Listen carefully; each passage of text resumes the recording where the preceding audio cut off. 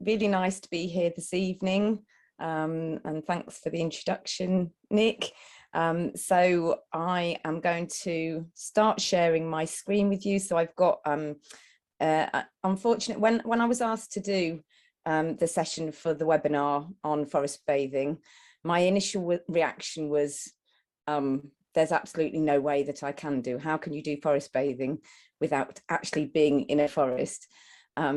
And then when I thought about it, I reconsidered and thought, actually, there is a way, certainly to give people an introduction. But what I hope is that this gives you, as Nick said, just a flavour that then you will want to explore a bit further, whether that's with me at the conference, or whether that's through looking locally as to what opportunities there are for you to try forest bathing. And what we're also going to be thinking about this evening is how you can use some of the practices within your work, whatever your role is, whether it's a forest school leader, a trainer, or some other related work in woodlands with learners. So what it is going to be mainly theoretical. I've brought a little bit of practical in, which again, it's not going to be quite the same as if you were out in the woodland, but I'm hoping that everybody has had an opportunity to go and collect a few small things that they noticed outside. If you didn't manage to do that, you can either sneak off at some point before about 8:45 and maybe make a little collection, or you can just find something natural. So it could be a plant or a stone or a crystal or something that you've got which you could focus on instead. So we'll be doing a little bit of practical to get a flavour for it. Okay, so I am going to start sharing my screen, if I'm able to do that. So hopefully, is that right? Thumbs up if you can see my screen. Yeah, great. Nick's got his thumb up. Oh, that's good. Okay. I can see you. Yeah, you suddenly appeared, Nick. Okay, so tonight, as I said, it is going to be just an introduction to forest bathing, and I hope that you will be inspired and intrigued to find out a little bit more. So what we're going to do, so in the main part of the session, so I know that some of you are only able to be here until 9 o'clock. And so in that main part of the session, we're going to cover what forest bathing is and what it involves. We're going to look at some of the potential benefits of forest bathing. We're going to look at an evaluation of some of the research that's been carried out, because you've probably noticed there's been quite a lot about forest bathing in the press, and in considerably more. It's one of those catch phrases at the minute. And so, as well as exploring what it is, we're going to be thinking about what the research has shown and some of the potential limitations of the research. So, as well as the benefits, looking at those limitations, we're going to look at how a typical forest bathing session might be structured. So, the ones that I run, I currently run 4 seasonal forest bathing sessions in my little woodland. I've been doing that for the last year or couple of years. And I've recently started running a few sessions at my local National Trust Centre as well. So I tend to follow this structure, but we'll also talk about some of the elements, because one of the things that I found out is that there is no set way of doing forest bathing. And we will experience what we call an invitation, which you may have heard in other contexts, but I will invite you to join in and do a little bit of forest bathing.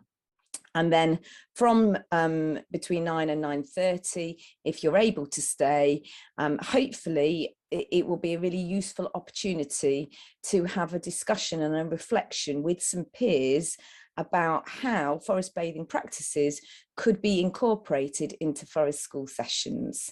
So we'll do that. So we'll go into breakout rooms for 15 to 20 minutes, and then we'll come back and have an opportunity to reflect and ask any burning questions. And there's no pun intended there. And when I planned this, it wasn't quite so hot as it is now, but we'll see how the burning goes. Hopefully no active burning during the session. So that's what the session's going to look like. And so I will get started. So first of all, so any questions, you may want to kind of make a note of them. There will be an opportunity at the end. There's not really going to be an opportunity during the presentation to kind of stop and ask questions. So if you kind of put them in the chat, that won't be the best way of doing it. So I would say make a note of them and come back to them at the end of the session if we don't get them answered during it. Okay, so what is forest bathing?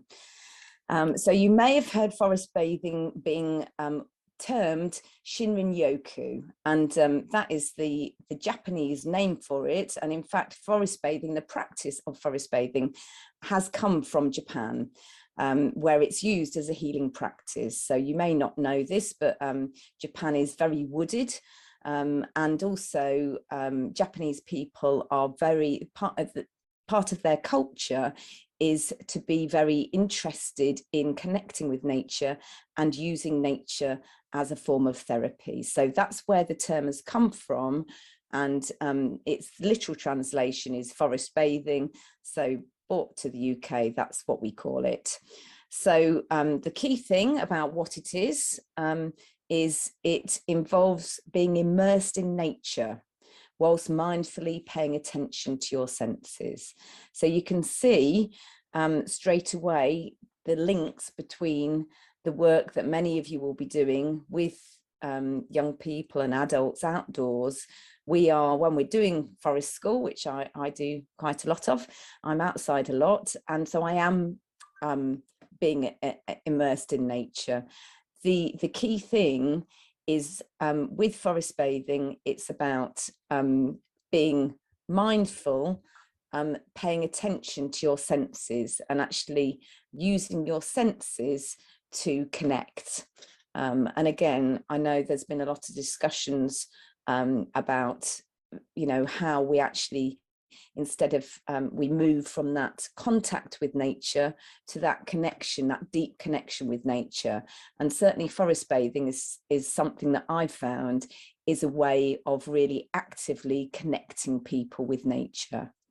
So the practice of forest bathing aims to integrate and harmonize humans with a forest or woodland. So it's a bit like forest school. It doesn't have to be done in a forest or woodland, but there are sort of greater perceived benefits from being in a forest or woodland environment. And I'm sure that through the work that you do, the more complex the environment, and woodlands are very complex environments, the more opportunities there are to notice, to integrate, to connect with different elements. So ideally, doing forest bathing in a forest or a woodland, it allows for greater opportunities for the invitations, and the invitations we'll look at in a bit more detail a bit later on. Okay, so that is what forest bathing is. I should say as well, we are going to make this presentation available for people who have attended the webinar. So you don't need to make lots of furious notes. There aren't loads of notes to make anyway, but you will get a copy of this. So you'll be able to have the references and things that I've referred to as well. Okay, so what does forest bathing involve? So lots of people, you say forest bathing and they imagine lying on their back in a woodland or in a hammock maybe, and just bathing in the forest. In fact, I was talking to somebody today who's organising a festival that I'm going to, and she said, oh, we've decided to do a unique take on forest bathing. She said, we're actually going to put a bath in the middle of the woodland, and we're going to fill it with cushions and invite people to come and bathe in it. And I think that will be lovely. And it may lead to not exactly clarifying people's understanding of forest bathing, but I'm sure they'll have a lovely time. A typical forest bathing session doesn't involve actually being in a bath. It does involve being in a woodland, but no bathing or bathing is necessary. So a typical session is between 2 and 4 hours long. So again, in terms of linking with forest school, we know that the longer, and you will know from your own experience, the longer that participants spend actually in the outdoor environment, the greater the opportunities for them to connect. So a typical session for forest bathing, a bit like a typical session for forest school, is at least 2 hours long. That's not to say you can't do it in less time, but that's how it is typically. The session is likely to involve periods of sitting and also slow walking.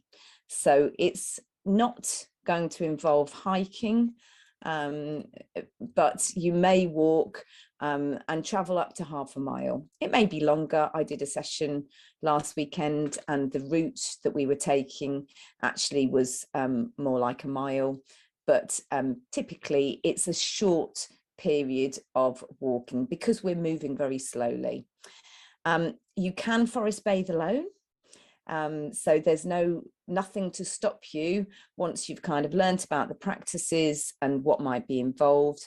There's nothing to stop you. And to be honest, you probably already do this, or some of you will probably already do elements of what we call forest bathing. If you just simply sit and spend time and are able to spend time just connecting, being in the woodland environment, for example, doing a sit spot, that is an element of forest bathing. So, you know, there's nothing to stop you forest bathing alone, but often sessions are guided. And if you see training courses to actually, you know, find out more about forest bathing, the qualification that people, or the qualification that people get is often to become a forest bathing guide. So in Japan, they have marked forest bathing trails, and people are trained as guides. And the role of the guide is really a bit like if you were doing a meditation, that it may actually help to have somebody else's voice whose purpose is there to encourage you to slow down, to encourage you to stay in the moment, which is quite difficult to do. I don't know about you, but if I've ever tried to meditate, I find that my mind is flitting off and thinking of other things. So the role of the guide is about encouraging people to be in the moment and to make invitations to them. And the invitations are what encourages them to open their senses and make a connection with the woodland environment. So forest bathing, I'm going to kind of go through with you and explain a sort of a typical, what we call an optimal flow within a forest bathing session. But just to say that sometimes forest bathing sessions are combined with other kind of recreational activities. So it could be yoga, it could involve cooking, it could involve you know, maybe whittling, doing sketching, arts and crafts. So if somebody is doing a forest bathing session, whether that's guided or alone, it may be that as part of that, there's other recreational activities involved.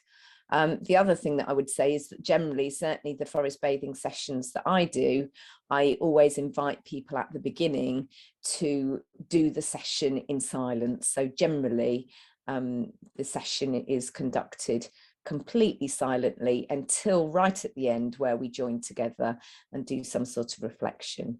And that can be a really nice thing, just to sometimes, you know, cut out all of the noise and just have a bit of peace and calm and quiet within the woodland.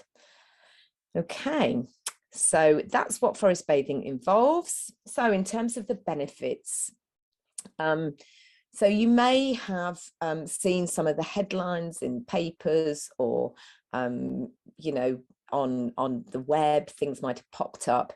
There've been a lot of research carried out into the effects of forest bathing on individuals.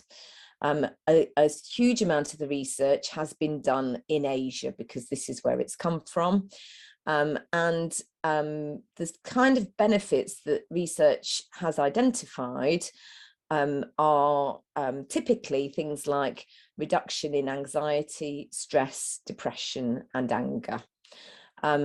However, a number of the studies have also highlighted physiological benefits, things like decreased blood pressure, decreased inflammation, and increased production of natural killer cells, which help to boost the body's immune system.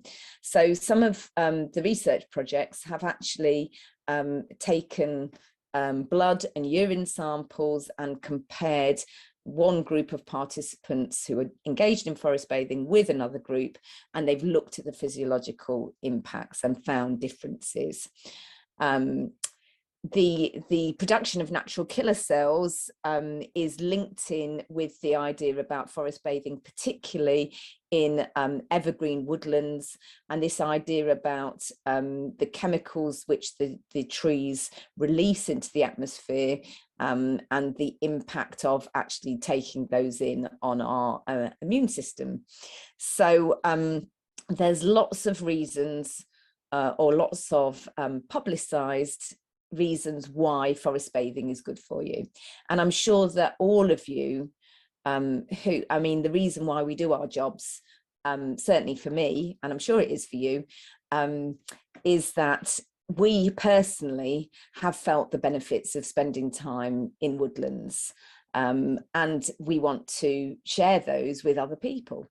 So I'm sure that you can understand how research studies looking at the impact of people spending prolonged periods in a forest, relaxing, connecting, how they would be likely to have those positive benefits. I certainly know for myself, even if I'm busy leading a session, running training, whatever it is, I still feel those positive impacts of actually being outside compared to if I was doing those same work with kids or training and I was stuck doing that in an indoor environment. So so I'm sure we can relate to why those benefits would be identified, and I just wanted to share with you really some of the limitations of research, and this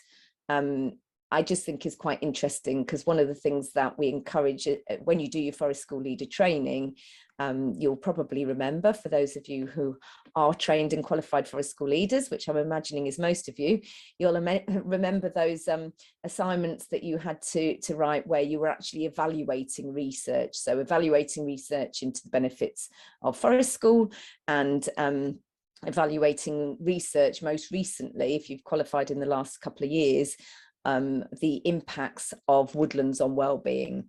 And one of the things that we encourage people to do through the qualification is to actually really look at research and make sure that if we're extrapolating things from research and we're saying, forest school is really good because this research has said it's really good, we need to make sure that that research is really reliable, valid, and that the claims that the research is making can really be backed up. Because if we don't do that, then what we're saying loses credibility. So I think it's really important to do that with forest bathing as well. So I found a research study, and I've put the link in the PowerPoint at the end, so you'll be able to have a look at it in more detail. So in 2020, there was a systematic review of a number of research articles that have been published that related to forest bathing and nature therapies. So there were 481 articles that were reviewed initially that mentioned either forest bathing or nature therapies. Only 20 of those met the criteria to be included in the in-depth study. So that was maybe because some of them hadn't been peer reviewed, maybe they contained a significant amount of bias, or the research methodology was found to be flawed. So they set the criteria for looking at the research, and they ended up with just 20. And what they found from looking at those 20, so the research review showed that basically most of the research that was carried out was done in Asia. I think 17 of the research projects were Asian and 3 from Europe.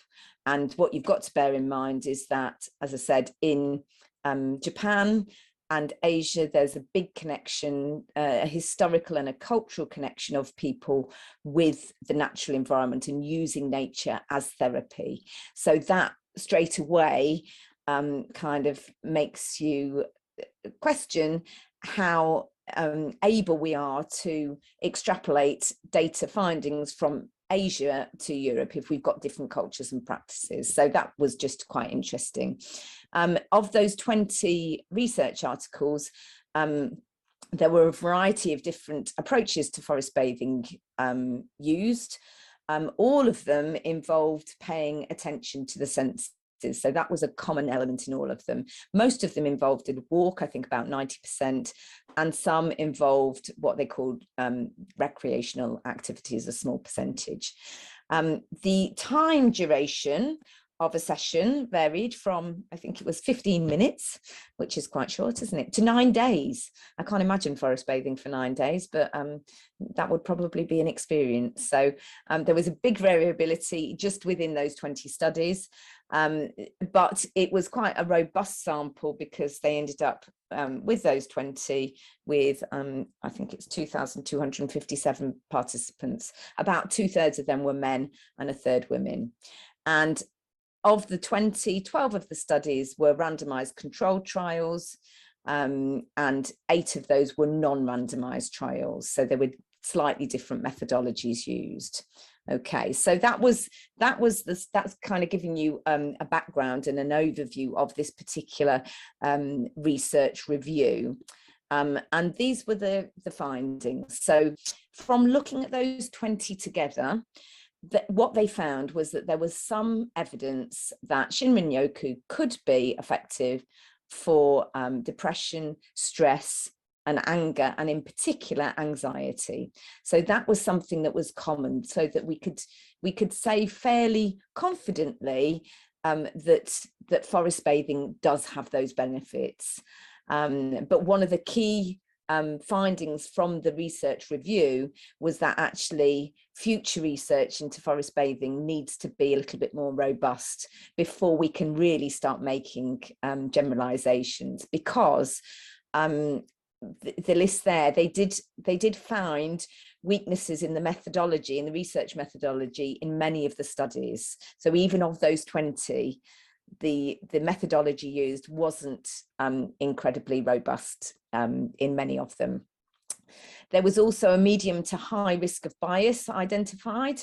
So basically, I'm not really trying to put you off forest bathing. I'm just, I feel like I am, but I'm not. I'm just trying to, you know, I think there are benefits, but you just need to be wary of the research. So a lot of the published research, the people who were carrying out the research had a reason, which could have been a financial reason, to actually want the findings to be positive. So there was quite a high risk, medium to high risk of bias.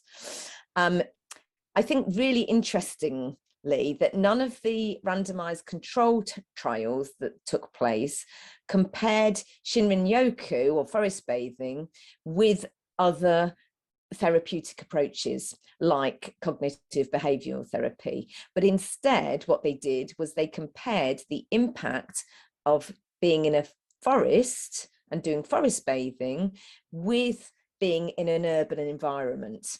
And so the kind of conclusions for that was that the benefits that those people who were involved in, who were in the forest settings felt could be due, so the benefits, yeah, of forest bathing could be due more to the negative impact of spending time in an urban setting rather than the positive impact of actually forest bathing. So that's something to consider when you're looking at the research.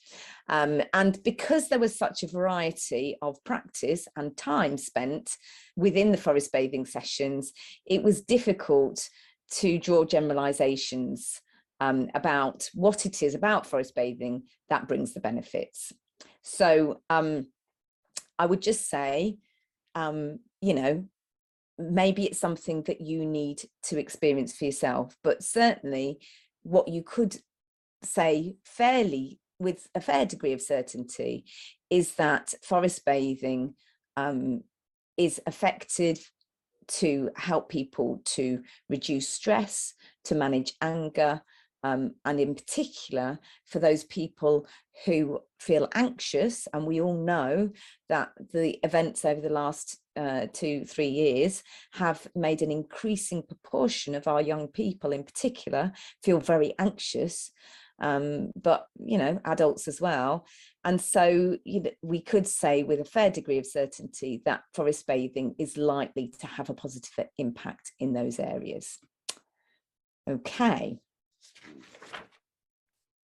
Let me just check my time. All right. So, and my experience, for what it's worth, it is just the experience of one person, so it's not incredibly robust.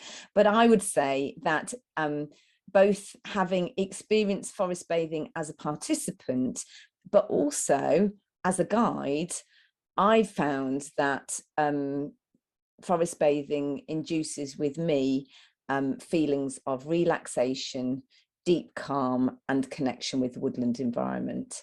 And it's pretty unusual. I wouldn't say that I'm somebody who has those feelings very easily. For those people who know me, they know I'm a bit 100 miles an hour.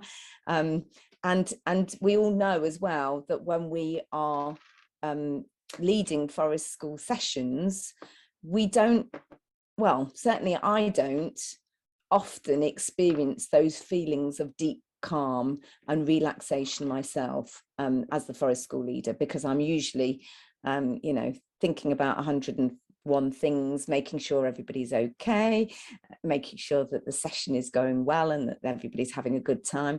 With forest bathing, you as the person leading the forest bathing session, I would say get some of those benefits as well. So that's just my personal experience.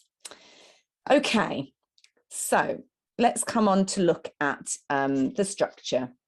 So the training that I've done, in one of the things that it sort of highlighted was the fact that there, as I said, there's not a set way that you have to do forest bathing, but there is something that they call the optimal flow sequence. And when I run my forest bathing sessions, I found that this sequence over a 2-hour period really does work, and it's a really nice way of actually kind of it's almost cyclical. So there's a clearly defined starting point. We move through and we move through the structure of the session, but also we move through the woodland, and it's got a clearly defined finish. So I really like this way of doing things, but that's not to say you have to do it. So I'll just talk you through the optimal flow sequence. If you would like to experience it, as I said, and you're able to come to the conference, then my aim is that during the practical session that I'll run is that we will actually follow this flow sequence. So the start, so number 1 is an intention. And for any of you who've done sort of perhaps yoga or those sorts of practices, often we start a session with an intention, and really that's just something for you to focus on in your head, to really get you to think at the start of the session on what you want to get from it. And it's a way of making sure that you stay focused, because you've kind of got an end outcome in mind. So if you're drifting off and starting to make your shopping list or think about what you've got to do the next day, you can come back to your intention. So often my intention is just simply, you know, I might suggest to people that they could have as an intention that just for this next 2 hours, you're just going to try to stay in the moment, to open your senses, and to take notice. And it could be something as simple as that.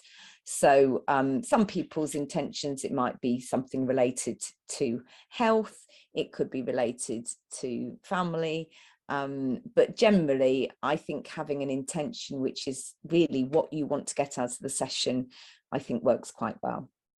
So that's the start. We then do the threshold of connection.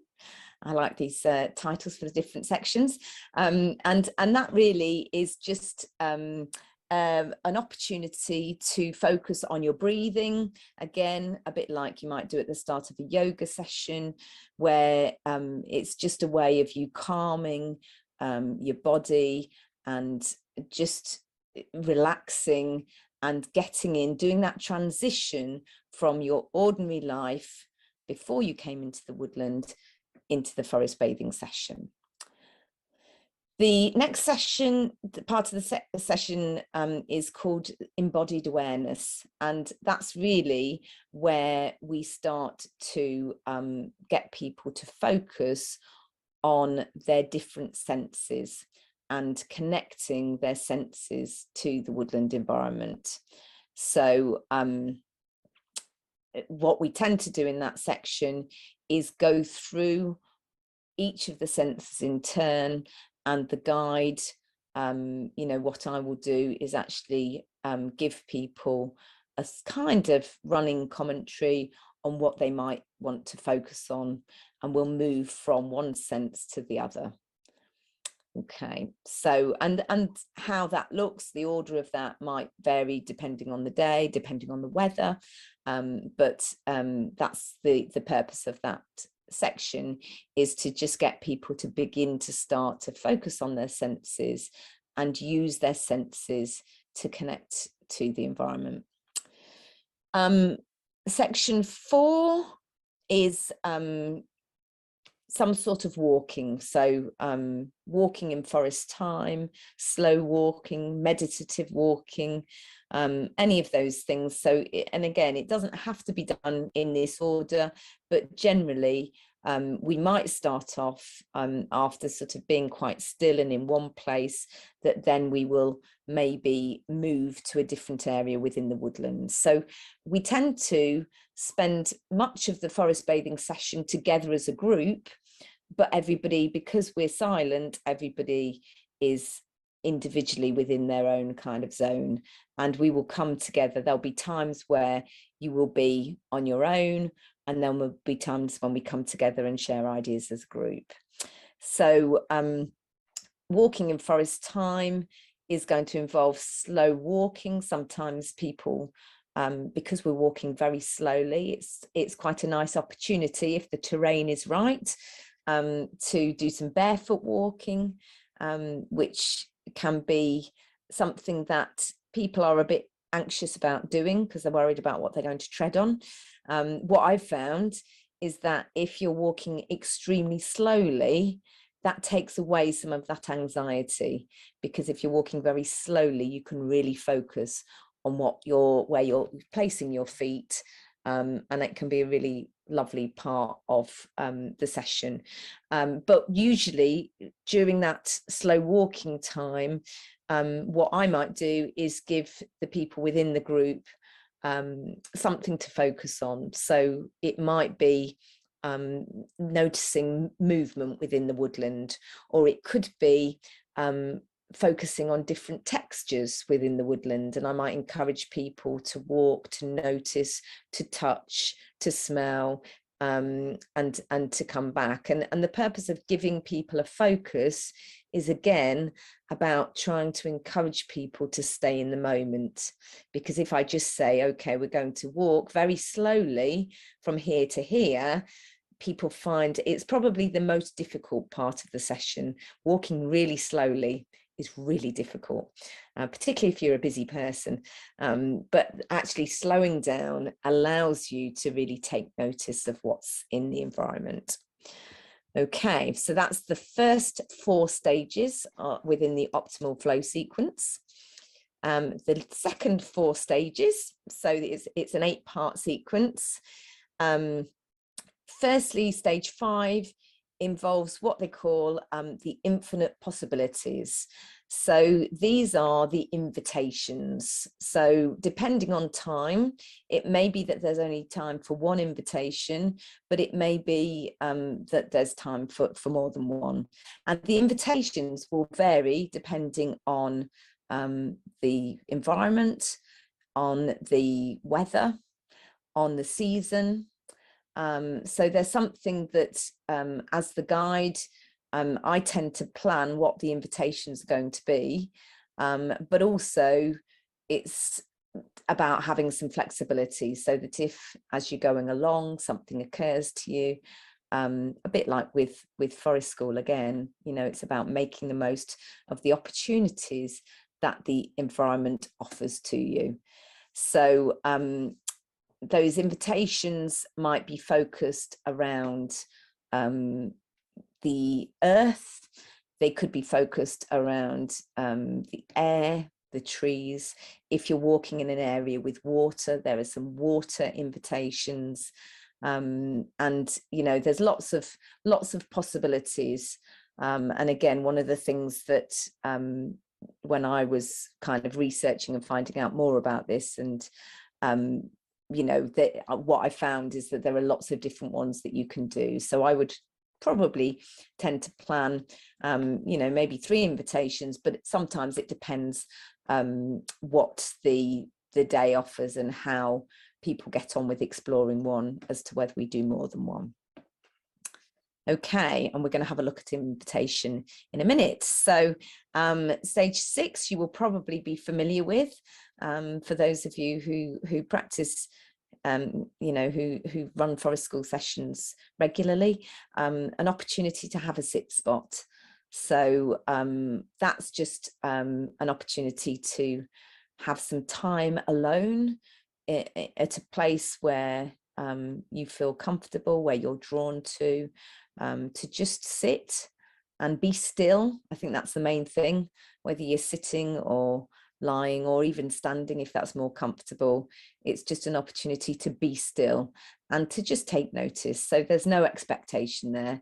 The only thing that's expected really is that people will try to stay within the zone and actually try and stay connected with nature rather than using it as an opportunity for their mind to start whirring again.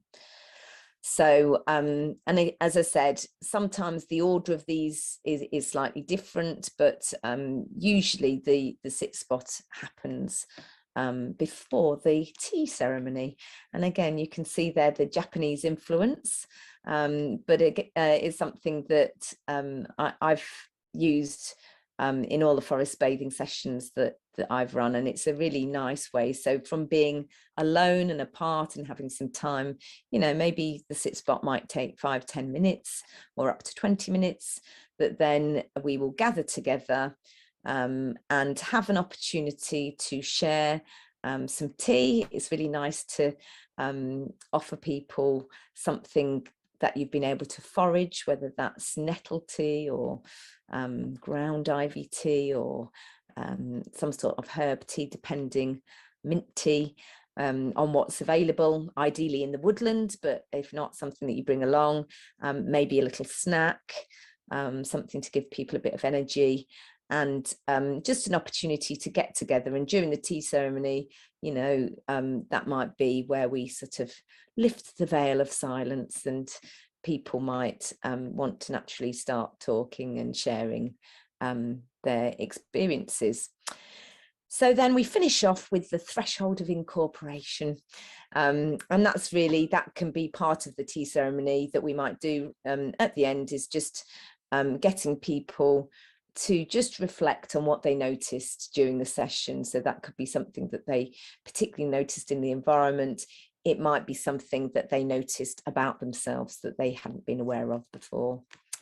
So that's how we go. That's the structure of a session.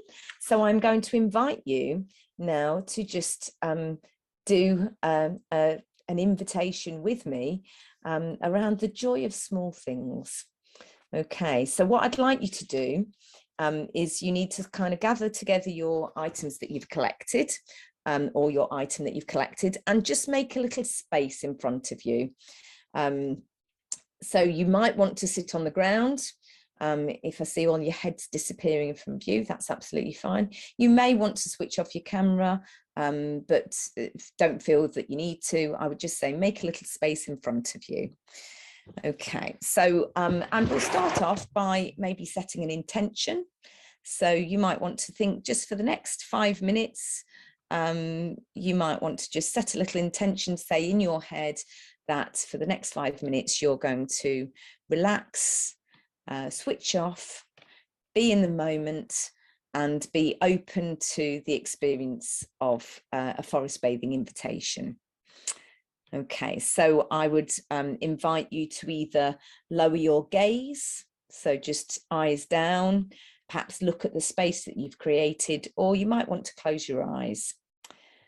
Okay, and I'd like you to just, to start with, take 3 deep, calming breaths. So breathe in through your nose and breathe out through your mouth in your own time.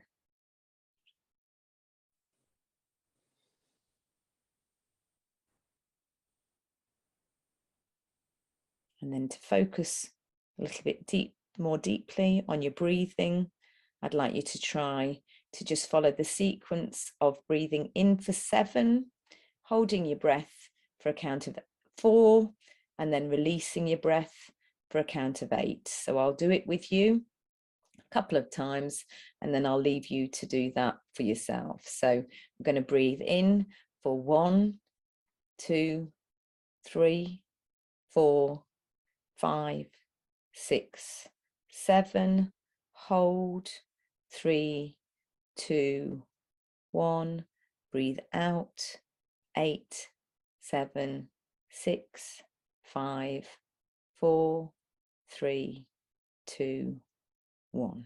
Breathe in, 2, 3, 4, 5, 6, 7, hold, 2, 3, 4, breathe out, 8, 7, 6, 5, 4, 3, 2, 1. So just see if you can continue for a couple of breaths by yourself, just focusing on that counting pattern.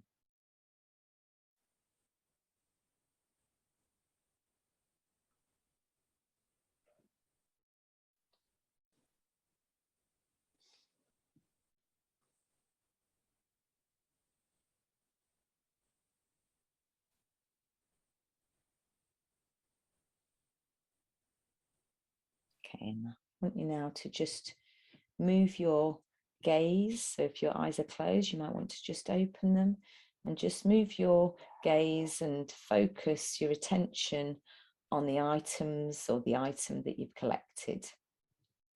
And just let your eyes just travel over them and see if any one of them in particular appeals to you more than the others. And I want you to pick that one up and just place it in front of you.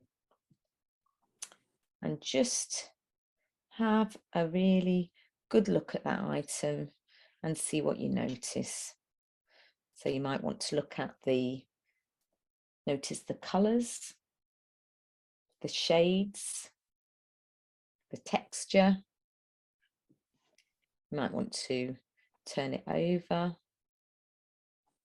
look at the shape, the form of it, and just turn it around until you've got it positioned in a place that you're happy with. Okay.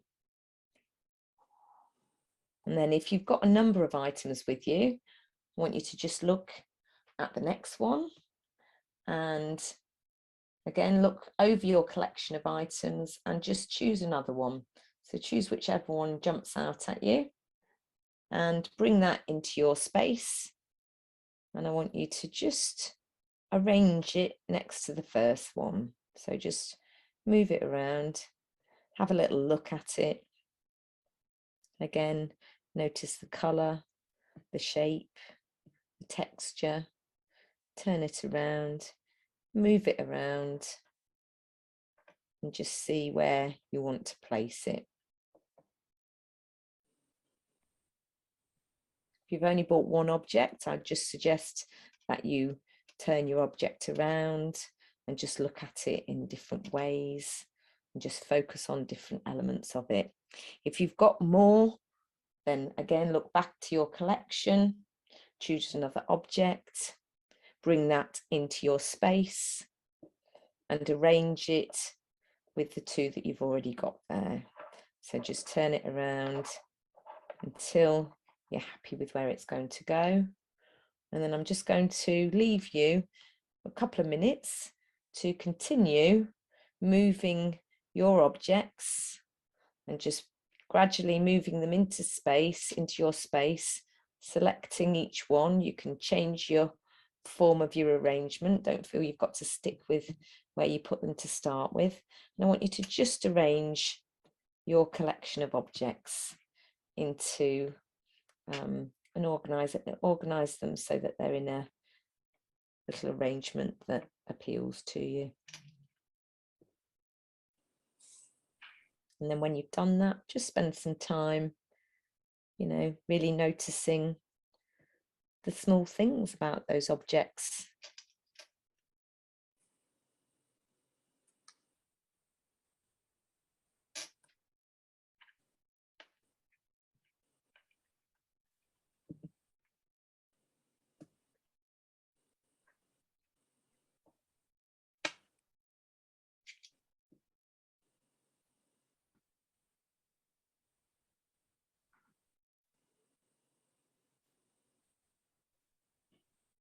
When you've got them where you want them, just look at your arrangement.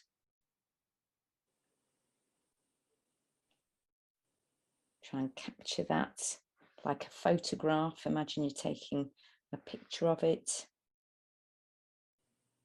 You might want to close your eyes again and see whether you can still see it with your eyes closed. Maybe open your eyes. Perhaps look at it from a different angle. Close your eyes again. Can you still see it? And just keep doing that for a while.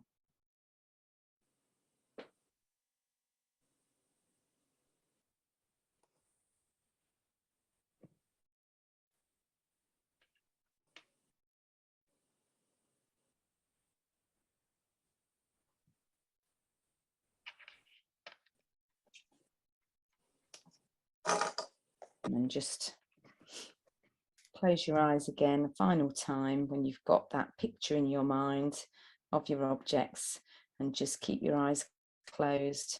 Just imagine those objects arranged there and just come back. Focus on your breathing again. 3 deep, calming breaths.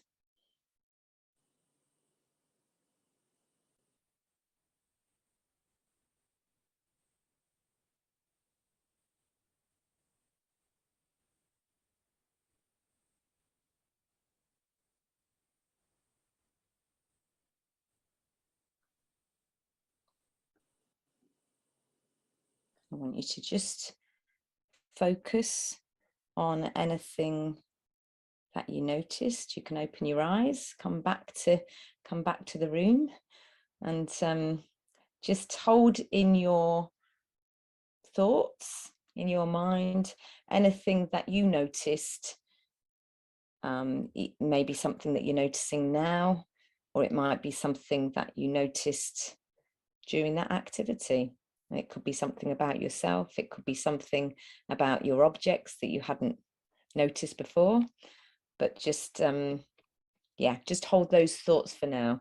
And if you're going to stay with us after 9 o'clock, then I'm going to ask you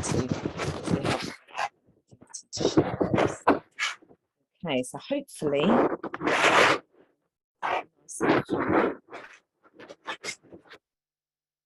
and hopefully a little bit more knowledgeable about what forest bathing is all about. So apologies for the busyness of this slide. There's quite a lot of information on here, but just to finish off, I wanted to just share with you some ideas of how you might find out or experience more about forest bathing if it's something that you think might enhance your practice or your personal life. Firstly, of course, come along to my workshop at the Forest School Association conference. It would be lovely to see you if you're able to make it. You might want to book onto a forest bathing session, particularly if you can't come along to the conference. Then book onto a forest bathing session. So if you live locally, you're very welcome to come along to one of mine. There's some details. I've got a couple coming up in the next couple of months.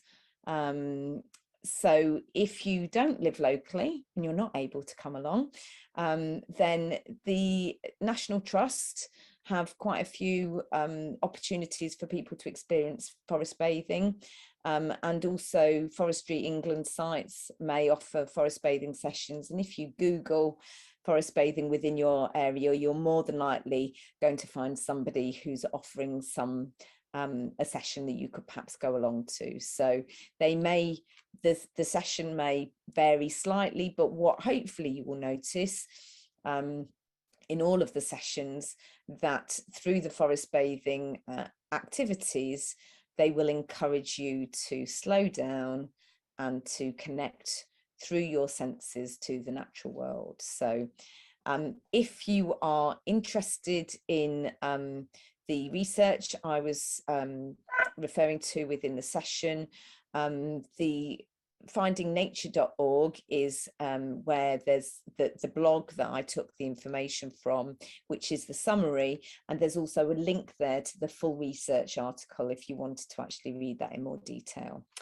And if you thought, well, actually, you know, forest bathing, that's something that I could see myself doing.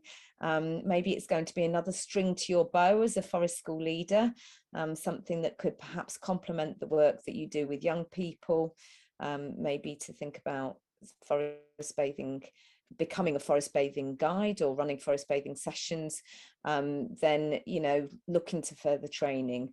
I would say that the training does vary considerably in terms of the depth of the training and also the cost and expectations of the training. So really the sort of at the cheaper end of the market, you can you might have seen the Centre of Excellence. It pops up if you're a Facebook user, and they offer all sorts of courses, including a forest bathing diploma that, you know, I would say will give you the basis to get started. It's an online course, can take up to 150 hours to complete, and typically costs less than £100. In fact, I think from time to time they have offers on and you can get it for less than £30. So if you're wanting to find out a bit more, that would be a good investment. If you wanted to actually immerse yourself and do a longer course, there's various organisations that offer them. But they are pricey if you want to go and do one in person. So for example, there I found that the Forest Bathing Institute offer guide courses, which are 4 days online, 4 days practical, but they do cost over £2,500 to do. So I would say I'll leave you with that for those of you who aren't going to stay. For those of you who are, then we will just we'll wait for the others to leave, and then we're going to go into breakout rooms, and I'm going to give you some ideas, some prompts, so that you can have a discussion with some peers about how you might be able to take forest bathing forward in your own practice. Is that okay? Is that all right with you, Nick? Yep, that's great for me. Okay, so we will invite those who aren't staying. Please feel free to leave if you have children to put to bed, or a favourite TV programme to watch, or maybe you're going to go straight into the woodland and do a bit of forest bathing there. Feel free to leave, and those will leave a minute or so. And what I'll do is just put up the prompts so that those who are staying can see what we're going to do within the breakout rooms. So basically, we are going to put people into rooms of approximately 5 people. Within those rooms, we're going to do 3 what we call rounds. So you will have done these with your forest school groups. So basically what we want is an opportunity for everybody within the group of 5 to be able to have an equal opportunity to think for themselves and to share their ideas. So we're going to do 3 rounds. So what I'll ask you to do is to, when you get into your group, just very quickly say, let's decide on an order, and maybe somebody can write down that order of what order you're going to go in. So somebody's going to start, and then everybody will have a chance to think for themselves and to share their thoughts with the group without interruption. So what I will ask you to do is, rather than have a dialogue back and forth, is to just allow each person to have some uninterrupted time to think, and then they could perhaps pass the baton to the next person by saying, what do you think? And ask that next person to then take the turns.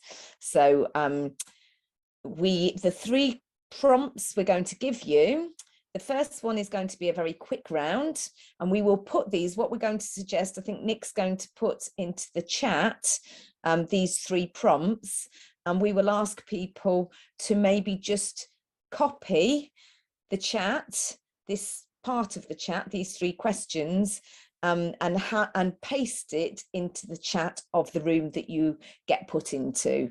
So if people are able to do that, hopefully there'll be at least one person of the 5 who's got the technological ability to be able to copy and paste the chat from this section into your breakout room.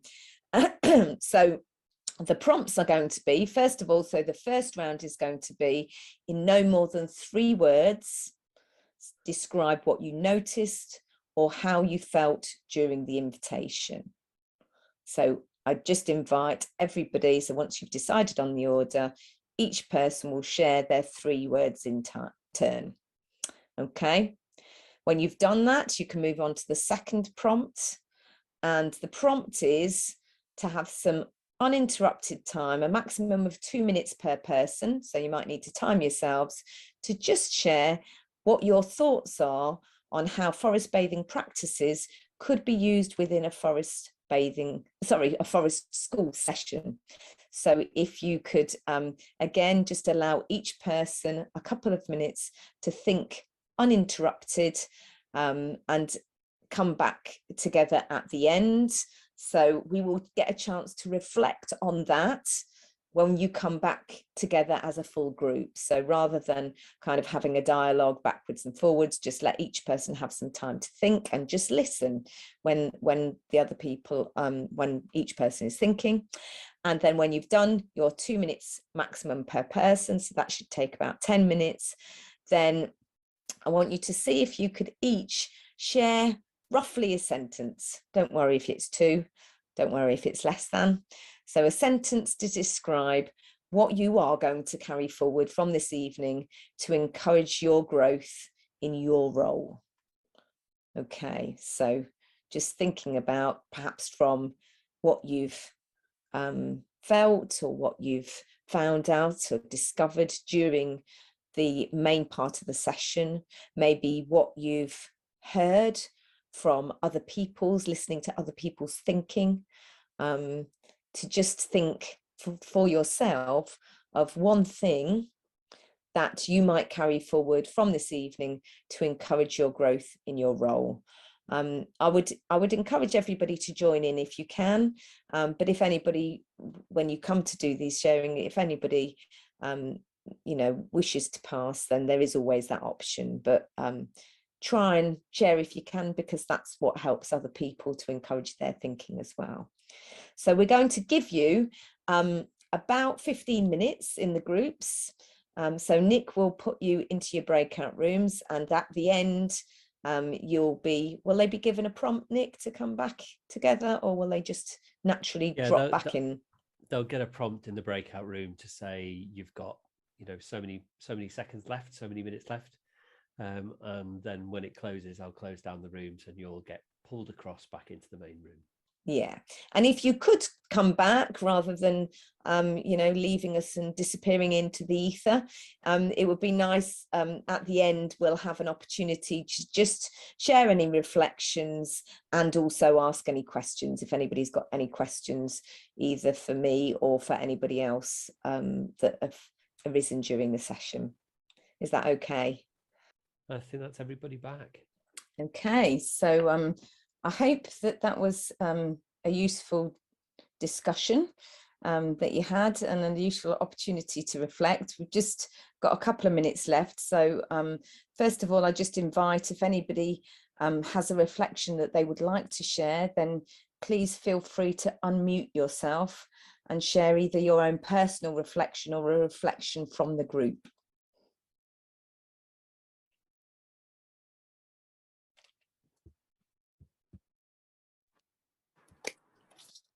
Would you like us to put that in the chat, or? I'm happy for you to, as you've unmuted, just to share, shout out. Okay, then if you don't mind, I just want to say that was absolutely brilliant, Charlotte. Thank you so much. And what it's made me think is that as a forest school practitioner myself, I just think that forest school bathing is really, it's just embedded within forest school practice. And after tonight's session, it's definitely something that I'm going to explore even more and bring in more to forest school sessions that I do with adults. I do it with teacher trainers. So yeah, thank you so much. It's been really insightful, and I just think, brilliant. Thank you, Dave, and I'm glad you're going to take that forward. So that's great. Any other reflections that anybody wants to share? Yeah, we had in our group, we had a good chat, and unfortunately one participant didn't have a very good signal, but she could hear, so that was really useful. A couple of things came out of it, I think, really. One was access. Is that forest bathing, depends where you live. Where I live, you have to have a car to get to a forest, which means you have to have a certain amount of money, and you have to know where, there are massive issues around access. So forest bathing wouldn't be something a lot of people I engage with would be able to do, because they just don't have access to those resources. So, but having said that, then obviously taking some of those skills and applying it to a local environment would still be of benefit, just a different kind of benefit. But, same as forest school, it isn't, it's something we adapt to our environment. And we also chatted about using it in forest school type settings. And we were all doing something on a sit spot, quiet spot type theme already. And I think what the conclusion that we came to was that doing something more forest bathing-y in inverted commas might be something that would be best done as a targeted intervention to either a small group or on a one-to-one basis for people who want to be there, with the possibility of doing it at things like offering it as a break or lunchtime activity for those children who actively want to do it, rather than trying to get a class of 15 or however many doing it who would actually all rather be playing hide and seek. And thank you for that, Dawn. And just a couple of thoughts as you were talking. The first one is, you're quite right. You know, not everybody is going to have access to a woodland in the same way that people running forest school sessions have to run the sessions with what they've got. But I would still say, as I said, that you can do forest bathing. It's obviously there's going to be more opportunities for invitations the more complex the environment is, but that's not to say you can't do forest bathing in any outdoor space, even if it's in somebody's garden or in a field or in a beach or wherever the local park. I think you could do it. The second thing, in terms of thinking about how you might be able to use it, you know, in terms of the idea about maybe an intervention group, I would also say, think about maybe just taking elements of it. You don't need to do, in the same way that you do a sit spot with a group. What I've done with some of my groups is we've maybe just done the breathing exercises and the senses, kind of like a senses meditation. And there's ways that you can adapt that, you know, with if you're working with children, you know, obviously making it shorter or whatever. So I think that there's elements, you don't necessarily have to follow that optimal flow to bring different sorts of elements in with either, as you said, either a small group who want to do that, or it could be within the whole group. So thanks very much for sharing that. And I'm glad it sounds like you had a useful conversation. So I am aware of the time. So what I would invite you to do, if anybody does have any burning questions, by all means, hang on the line and I'm happy to answer any of those. Or if anybody wants to discuss something further, stay on the call. But otherwise, I would just say, you know, thanks very much for coming along this evening. And I look forward to seeing some of you in person at the conference. And I wish you every luck with just having a go at dipping your toe in the water of forest bathing, or your face in the sun of forest bathing. So thanks very much.